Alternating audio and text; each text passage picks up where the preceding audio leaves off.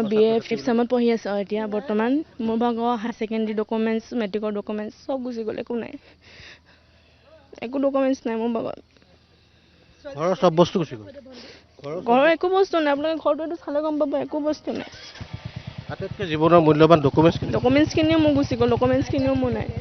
মই ITI পাছৰ চাৰ্টিফিকেটো গ'ল মই একো ডকুমেণ্টছ নাই মোৰ ভাগৰ চব গুচি গ'ল ভণ্টিৰ গ'ল ভণ্টিৰ পৰা মোৰ মেট্ৰিক দিব তাইৰ ভাগৰ ৰেজিষ্ট্ৰেশ্যন কাৰ্ড তাইৰ কিতাপ পত্ৰ নোটছ একোৱেই নাই তাইৰ ভাগৰ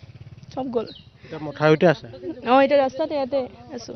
মানে একো নাই ঘৰৰ যি গৰু ছাগলী কুকুৰা হাঁহ আছিলে চব নাই একো বস্তুৱেই নাই একো বস্তু নাই এতিয়া ঘৰখনলৈ উভতি গ'লে তোমালোকে জীৱনটো ক'ৰ পৰা আৰম্ভ কৰিবা ক'ৰ পৰা আৰম্ভ কৰিবা শূন্যৰ পৰা যেনেকৈ আগতে শূন্যৰ পৰা আৰম্ভ কৰিছিলে তেনেকৈ আকৌ শূন্যৰ পৰা আৰম্ভ কৰিব লাগিব ময়ে মেট্ৰিক দিম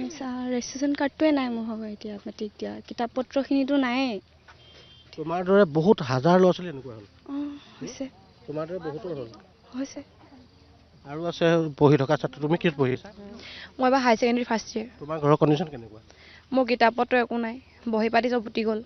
এতিয়া মই লাহেকৈ গৰম বন্ধত যে পৰীক্ষা হ'ব আছিলে এতিয়া পঢ়িবলৈতো কিতাপ পত্ৰ একো নাই মই পোনপ্ৰথমে চৰকাৰক এটা অনুৰোধ জনাম যে আমাক প্ৰথমতে ছাত্ৰ ছাত্ৰীসকলে কিতাপখিনি যোগাৰ কৰি দিয়ক ৰেজিষ্ট্ৰেশ্যন গুচি গ'লে সেইবিলাক একোৱেই নাই চব উটি গ'ল আনকি মোৰ মেট্ৰিক পাছৰ চাৰ্টিফিকেটখনো গুচি গ'লগৈ সেইটোও বচাব নোৱাৰিলোঁ 5 মিনিটতে পানী পূৰা সোমাই গ'ল মানে আমি যেনে তেনেহে বাচি আহিছোঁ এডোখৰ আৰু অকণমান দিবলৈ মানে মৰি যাওঁ মানে উদ্ধাৰ কৰিবলৈ কোনো নাই মানে মানুহকেইটা যেনে তেনে বাচি আছোঁ যেনে তেনে মই অসম চৰকাৰক এটাই অনুৰোধ জনাম আমাৰ ল'ৰা ছোৱালীবিলাকৰ ছোৱালীজনী মোৰ BA 5th চেম চব ডকুমেণ্টছ হাই ছেকেণ্ডেৰী মেট্ৰিক পাছ চব গ'লগৈ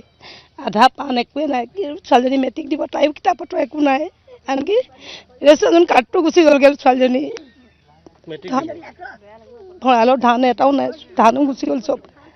মোক যি এটা পঢ়োন অৱস্থা আছে তাকো গুচি গ'লগৈ মই মানুহজনী নিজে গুচি গৈছিলোঁগৈ পানী দীঘা উঠাৰ পিছত মোক উদ্ধাৰ কৰি আনিছে আৰু ক'বলৈ মই কি ক'ম আৰু